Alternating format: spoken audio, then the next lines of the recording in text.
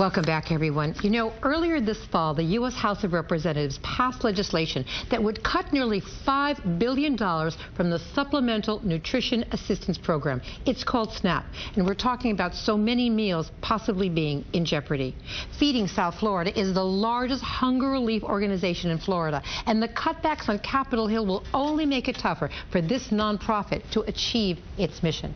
Joining us this morning to talk about what these cuts will mean to South Florida and to so many families here as we especially approach the holiday season is the CEO, Paco Vélez, and also Minister Wayne Oxford with the Food of Life Ministries. His group receives food donations from Feeding South Florida. It's wonderful to have both of you on, Minister. It's always a pleasure to have you back at our table here. Thank you. It's so good to be here. Here we look forward. We're all entering, thinking of Thanksgiving Day. On the other hand, I hate to say it, but people are so tired of hearing about cuts. There's not enough money, even if it's for my neighbor. Everyone seems to be hurting. What are you most worried about in this case with all the people you've got to feed? With these new cuts that just took effect November 1st, there's going to be a lot of families that are going to be struggling to put food on their table. These cuts represent 1.9 billion meals wiped off the table of these families.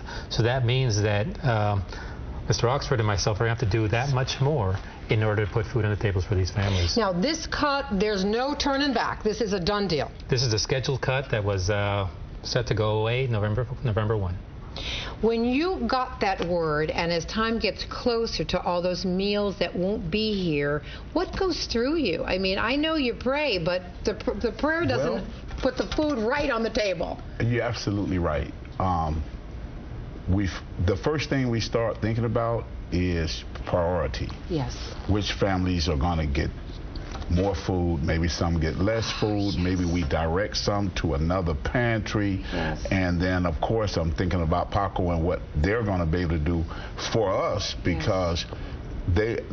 We're not the only agency. They have hundreds of agencies that they're serving, and of course we want to be like the one that they give most food to, but it doesn't work like that. It goes by your numbers, and they help so many people that whatever affects him affects me, and in turn affects everyone. And then that trickle down, that must be a horrible positioning to think, do we get the food to the frail elderly? Do we get the food to the children? I mean, who does come at the head of the list? It's horrible to have that list. Exactly, and so we actually stand with them in all their work, because they're the backbones of our agency, but they rely on us to get the food to the people that need it. So it's tough. It's going to be tough this year. And not only are you looking at tough numbers, right, there's still legislation being debated as we speak that could cut deeper. It's the Farm Bill that the House and the Senate are debating. They're looking at cuts all the way up to $60 billion over 10 years, which could knock off another $6 billion a year, and that could represent another 2 billion meals off the table. So for us, we really need to not only voice our disgust.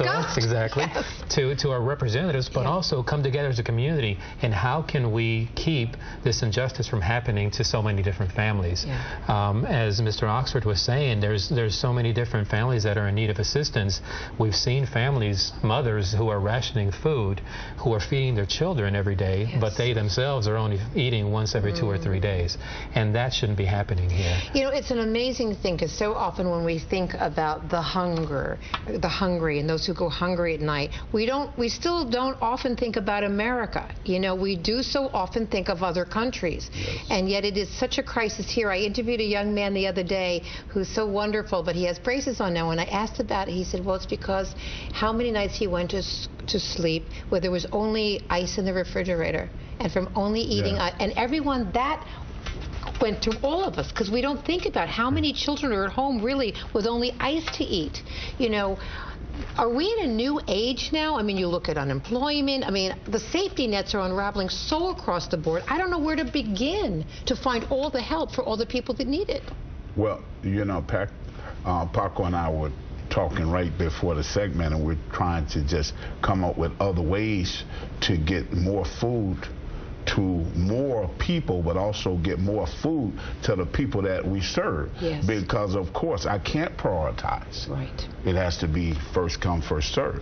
And plus, we often think about it when the holidays come, like, okay, great, let's make a donation, let's go help serve a turkey. But you're looking at every night, meals every day, Exactly. feeding children to go to school with food in their stomach. There's 949,910 individuals from Palm Beach County down to the Keys who are struggling to put food on the table.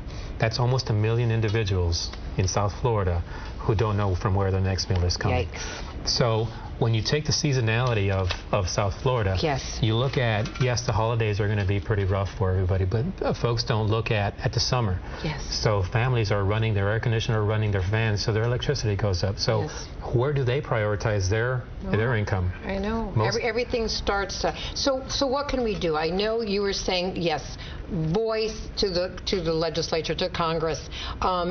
While, if indeed that happens, what also can people seriously make donations to your ministry, to Feeding South Florida? What would you like how can the public help you? Well, I think I'm going to let Paco answer that Okay, first. Paco. Well, first and foremost, get involved. Find out the need in your community. I just shared a huge number with everybody, 949,910. That's a number that you really, I mean, it's huge. You can't. Right. Yeah. And so, but there's faces and there's kids and there's seniors behind that number. So get involved in your community. Donate funding is the biggest way to get involved. There's plenty of food out there. Our biggest issue is how do you get it from those that have it to those that need it. And who does have the food? So there's 300 million pounds of produce that goes unused every single year in South Florida. Okay. There's a lot of retail outlets that we're still. Well, let's yet to look pick into up. that as a story on CBS4. I think we should do that. I think that's really important. Absolutely. We have to That go would be right great. now. We wish you the best. We will be following you with your efforts, and let's follow up to really see how we can get some hard and fast food in there, okay? Absolutely. All right. All Thank you, right. gentlemen. Okay, thank you.